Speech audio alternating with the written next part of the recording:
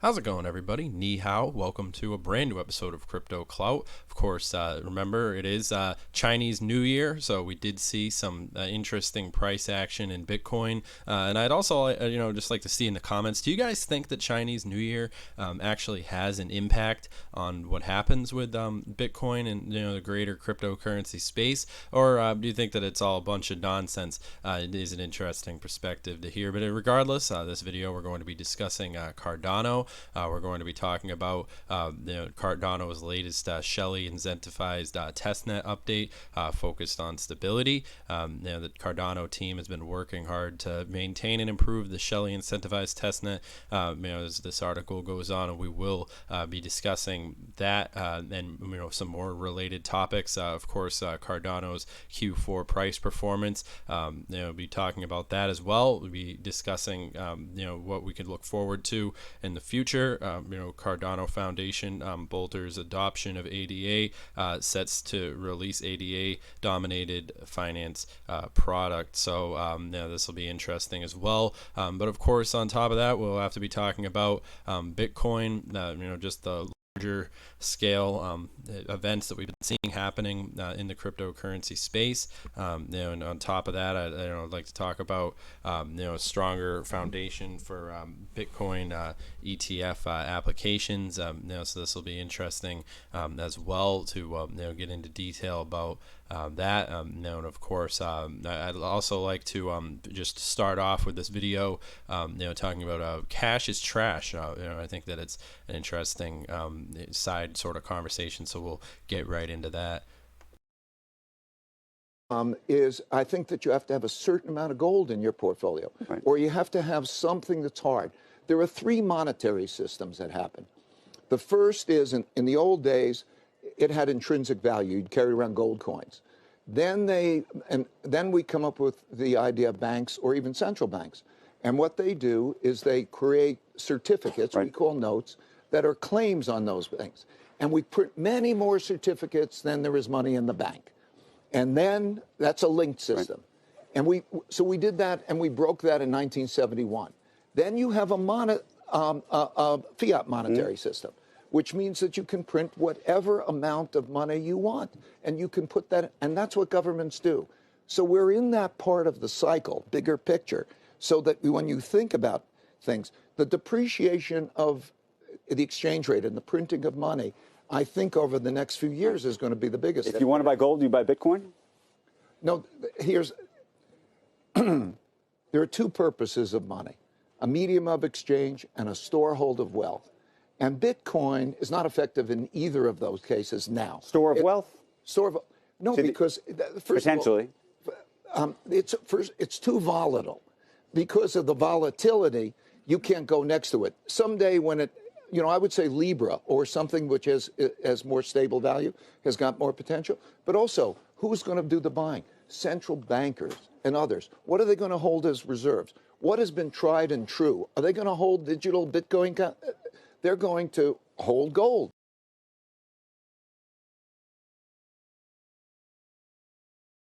So I think he made an excellent point there when he talked about, I think he was on the right track when he was discussing the printing of money, and then the greater sort of issues that are at the helm, which of course is interesting in that same sense. But I think ultimately where he it was that part at the end there where he was talking about the large banks and so forth will be hodling gold. And of course, he did bring up an interesting point about the volatility of Bitcoin and making that sort of logical, extrapolation to bring up that whole discussion about whether we'll see a more stability in the long term. And I think it was funny how he was shilling for Libra at the end there. But regardless, it is an interesting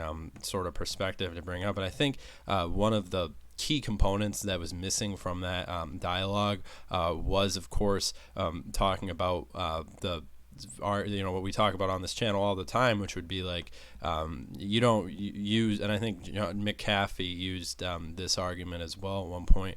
you don't actually, when you look at history and you see technology and innovation, in short, this argument can be sort of summarized in the fashion of the Model T wasn't the end all be all of transportation, and in that same sense, it does sort of bring up one of the probably most commonly resurfacing arguments against Bitcoin, which is just the obsolescence of old technology being replaced by new technology, and just sort of the nature of how the internet and all these things go. And I think that this is a perfect time, to talk about some, projects like Cardano that are utilizing, of course, this sort of the fact that everything's in decay, and of course, as time moves forward, the team will be able to have success.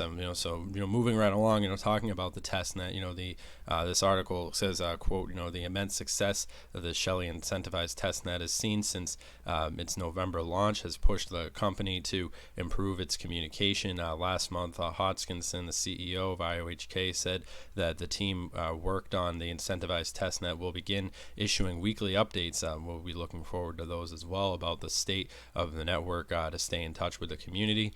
So I know that we're all on the edge of our seat for that one. You could hear the excitement in my voice. So XRP analysts suggest IPO could be game-changing for Ripple. Now, I don't really talk about Ripple too much, but this is an interesting bit of information.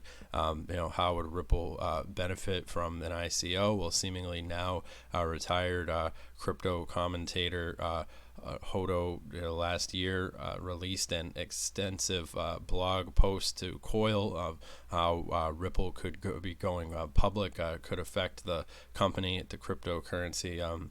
It has close ties to XRP. Now, so it is interesting. I mean, firstly, he stated that Ripple should its issue shares on public markets, would likely see a sizable IPO. Estimated that it will take around $5 billion cash worth of capital, less than Uber's recent $8 billion IPO, Facebook's $16 billion public round, and Visa's $18 billion sale of shares in 2008. So it is interesting just to look at the size, and scale of something like that, and of course what we can expect to see, moving right around the corner. My argument, in terms of just a Cardano sort of versus Bitcoin, and talking about like a Cardano sort of bull run scenario, would sort of be in alignment with when we see these big large corporations making these decisions, in terms of selecting, it's not going to come down to the dollar for dollar fiat translation. I mean, talking, even when people talk about Bitcoin that's worth $8,000, it does seem sort of like slang, when we've been talking about it, in terms of Satoshi, for all this amount of time. Interesting to see Bitcoin Gold, 11.23, Zcash, all these different things, very interesting, just looking at what we're seeing, especially, with the 51%, tax and all these other things in the background in the news for today's market. Just interesting stuff all around. But of course, remember, this video is for entertainment, educational purposes only. Of course, remember, I'm not your dad. I'm not your financial advisor. Just making this content, just out here, sharing my perspective for the community. So I hope you guys go comment down below and let us know what your perspective is. What do you guys think is the crypto that you're most excited for? And of course, also make sure that you guys comment down below, letting us know what country you're watching this from. We've got people all around the world. Some people in the EU, some people in China, different people from all around the world watching. And it's always interesting to hear what you guys think, about the recent events in the news. The one last piece of content on here is Dubai launches Crypto Valley in tax-free zone.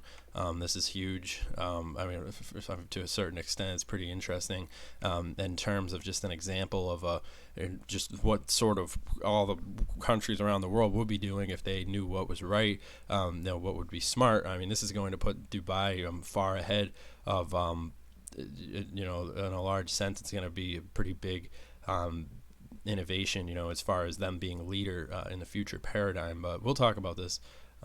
You know, the Dubai government authority has announced that it is launching a crypto valley in the country's free zone where no, there's no personal or corporate income tax. With the help of its partner from the Swiss Crypto Valley, Dubai will offer a variety of services. So, I mean, this is interesting. I mean, it is something to keep an eye on.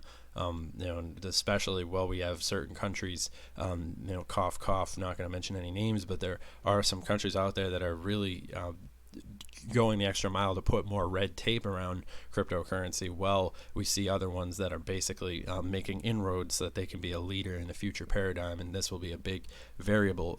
Much similar story playing out with the altcoins of themselves as we see these different components really. So we'll be following that in future videos as well. Make sure that you guys subscribe, comment down below, you know, and of course remember, you know, stay relevant, stay up to date, don't watch the news, and thank you for watching.